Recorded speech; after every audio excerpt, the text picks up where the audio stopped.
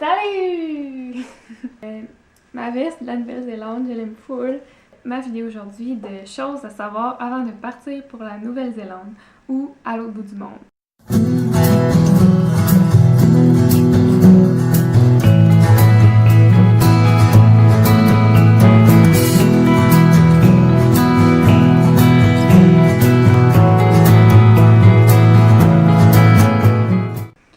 Premièrement, c'est où la Nouvelle-Zélande? En Océanie, vraiment à l'autre bout du monde pour nous.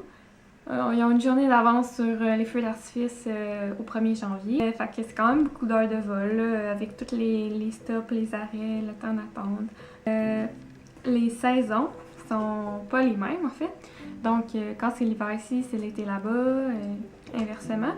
Puis la saison haute, c'est l'été là-bas. Donc décembre, janvier, février, pour quand c'est l'hiver ici, ben là-bas c'est la haute saison en été. Puis la basse saison, c'est plus les temps d'hiver là-bas, donc juin, juillet. Sauf qu'il y a quand même 2 îles. Il y a quand même une bonne différence. Quand c'est l'hiver, sur l'île du Sud, il fait genre vraiment froid. C'est comme ici, ils sont vraiment réputés pour leur ski. Fait qu'il peut y avoir une haute saison de ski sur l'île du Sud. Tandis que sur l'île du Nord, c'est vraiment plus la saison basse. J'ai été en hiver sur l'île du Nord, puis il faisait frais, là, genre il faisait pas chaud.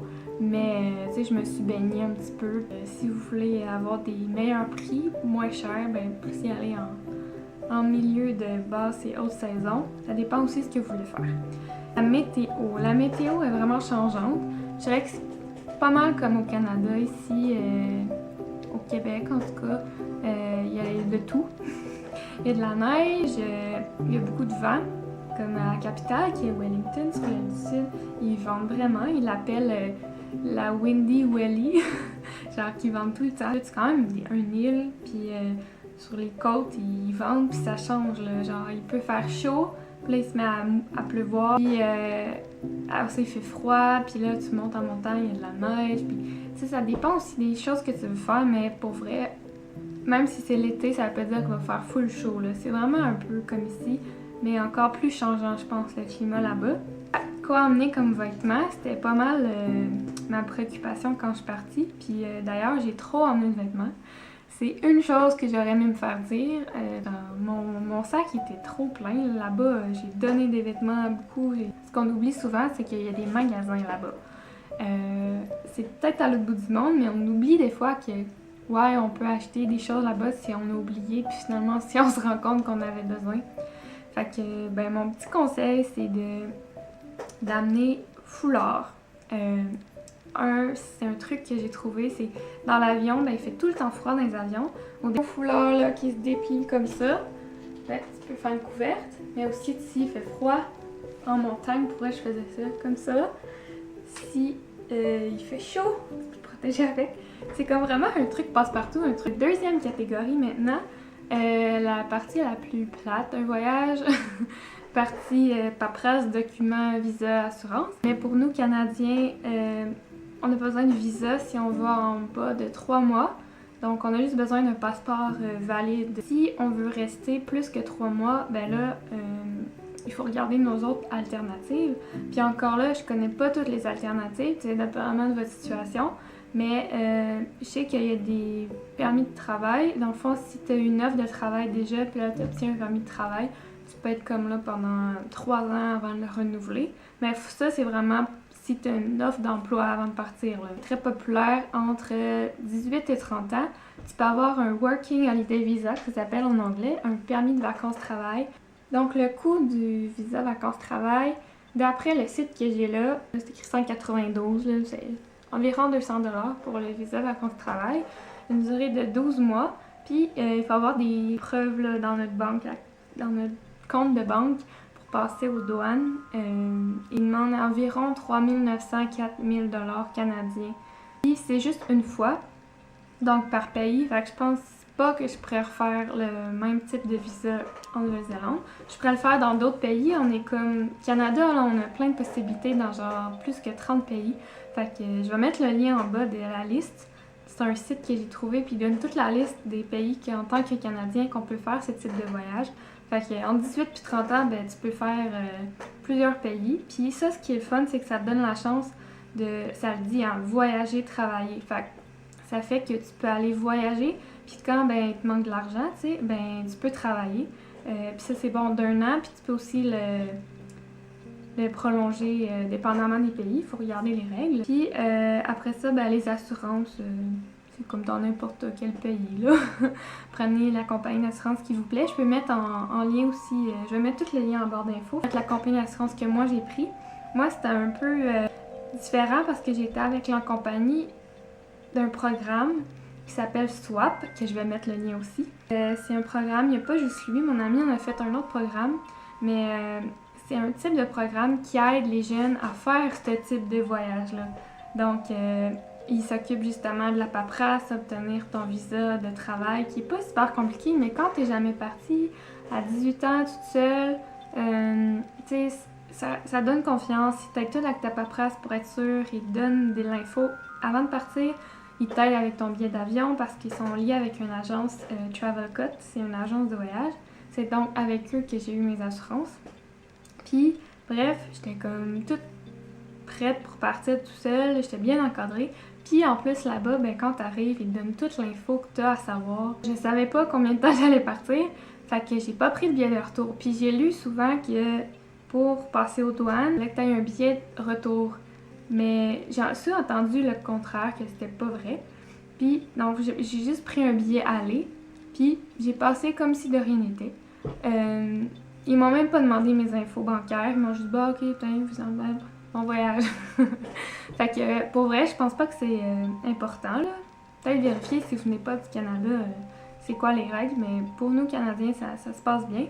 Puis, surtout si ton visa de travail, ben ils savent que tu vas aller travailler pour 1 an, fait que t'auras pas trop de misère à survivre si tu peux travailler. Sinon, vraiment vérifier que vous partez pas plus de 6 mois ou bien que... Puis c'est vraiment pendant l'année, c'est consécutif. Pas consécutif, mais si vous êtes parti 3 mois en Nouvelle-Zélande puis vous êtes parti 4 mois en Indonésie, ben ça fait plus que 6 mois, là. C'est vraiment par année, puis additionné. Si vous avez des questions, écrivez-les en commentaire, ça va me faire plaisir de répondre. C'est des questions plus techniques, puis allez voir les liens. Bon, autre catégorie, un peu plus le fun. C'est vraiment de planifier son voyage, mais pas en détail. Sache un peu en général ce que tu vas faire pour des choses que tu dois préparer avant de partir. Comme j'ai écrit une petite liste de choses. Si vous prévoyez conduire là-bas, il faut que votre permis il soit soit en anglais ou que vous ayez la traduction. Puis ça s'appelle un permis de conduire international. Donc ça, vous le demandez avant. Puis moi, je l'avais demandé avant, je savais même pas si j'allais conduire. J'ai dit, ben on sait jamais, hein, c'est conduire là-bas de l'autre côté. Donc le volant à droite, puis la voiture sur la voie de gauche. Là, ça me faisait peur. Mais après quelques coups, tu sais, on a fait un essai routier parce qu'on a acheté une voiture là-bas. Puis après quelques essais, de se tromper un peu, tu veux mettre tes flashers, mais tu mets les wipers. C'est vraiment cool, là, c'est super facile. Puis, fait que je vous conseille, si vous voulez, soit louer une voiture là-bas, en acheter une, parce que c'est vraiment une des meilleures façons, je pense, de voyager. Oui, il y a les autobus que je vais vous reparler dans une autre vidéo, mais l'auto, c'est que tu peux aller partout, puis c'est comme vraiment une façon facile de voyager en Nouvelle-Zélande, puis très populaire. S'inscrire aux Canadiens à l'étranger sur le site voyage.gc.ca. Pour tous les Canadiens, quand vous partez à l'étranger, que vous partez en Nouvelle-Zélande ou peu importe où, vous inscrivez, c'est gratuit sur le site. Puis dans le fond, c'est fun, c'est que si il y a des catastrophes naturelles, des alertes, des urgences, soit à l'étranger ou à la maison, puis ils vous envoient un courriel. Je sais qu'il n'y a pas toutes les assurances qui couvrent les sports extrêmes. Fait que juste regarder avec votre compagnie s'ils couvrent la grosse balançoire qui tombe dans le vide, bungee. Moi, je fais du parapente, c'était ma limite de sport extrême. Puis j'ai été malade quand même. En tout cas, tu penses comprendre et parler anglais, ça veut pas dire que tu vas comprendre les kiwis. Les kiwis étant les locaux là-bas, en référence aux fruits, mais aussi à l'oiseau, l'emblème des Néo-Zélandais. C'est que leur accent, c'est un mélange un peu... C'est différent que l'anglais canadien ou américain. C'est un peu british, parce que c'est une colonisation anglaise, puis il y a beaucoup d'anglais là-bas, mais il y a quand même une différence. C'est spécial. Puis aujourd'hui, comme quand j'entends des accents australiens ou de la Nouvelle-Zélande, genre je suis comme, oh mon dieu, tu sais, j'aime full ça. Mais la première fois que tu entends ça, c'est comme, ok, tu peux-tu répéter? Alors, ils ont des mots, des expressions différentes. Alors que la langue là-bas principale, c'est l'anglais. En fait, les deux langues officielles, c'est l'anglais et le maori. Puis au lieu de dire yes, oui, ben ils disent yes, yes.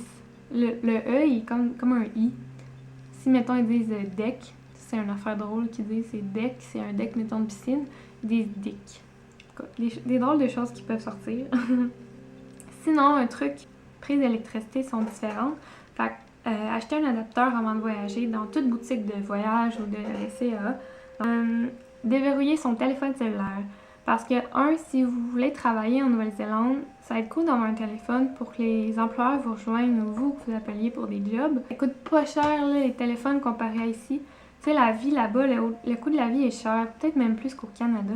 Mais le téléphone cellulaire est pas cher. Genre, pour 20$, vous avez un forfait qui vaut à peu près 6,60, 70. Si vous êtes étudiant, il y a la carte ISIC, je sais pas comment il la prononce. Rabais partout dans le monde où vous voyagez. Soit des hôtels, mais aussi des musées, des activités, des transports. Fait que c'est cool à avoir juste pour être étudiant. Tu peux demander cette carte-là. Sinon, il y a la même, genre, sur le même site, ils donnent deux autres cartes, soit en bas de 30 ans. L'autre, c'est pour les professeurs à temps plein. H en Nouvelle-Zélande, c'est un regroupement d'auberges jeunesse. Puis il y a vraiment dans plusieurs auberges jeunesse. Fait que souvent, moi, je l'avais pas, mais je pense que c'est cool à voir, surtout si tu pars longtemps. T'as des rabais, comme tout le temps le tarif membre, le tarif pas membre. Fait que tu peux sauver 3-5$, peut-être même plus par nuit. Fait que c'est cool à avoir. La Nouvelle-Zélande, c'est un beau pays. Voyager 1 mois, 2 mois, en famille, entre amis, seul, même en tant que fille, là, c'est pas dangereux. Tout se fait. Il y a des trucs dangereux partout dans le monde, mais c'est vraiment considéré comme un pays safe. Je me suis sentie safe. C'est comme vraiment comme vivre ici. C'est un des où c'est pas le meilleur pays pour faire ce type de voyage-là. C'est comme la culture du backpacker là-bas. Tu rencontres des gens locaux, mais surtout beaucoup de gens de partout dans le monde. Fait que c'est vraiment super, je pense, pour faire ce type de voyage-là. J'espère que vous avez aimé ça, que ça va soit vous motiver à y aller, ou bien si vous voulez déjà y aller, que ça va vous donner des conseils. Donc, on se revoit pour la prochaine vidéo. Bye bye!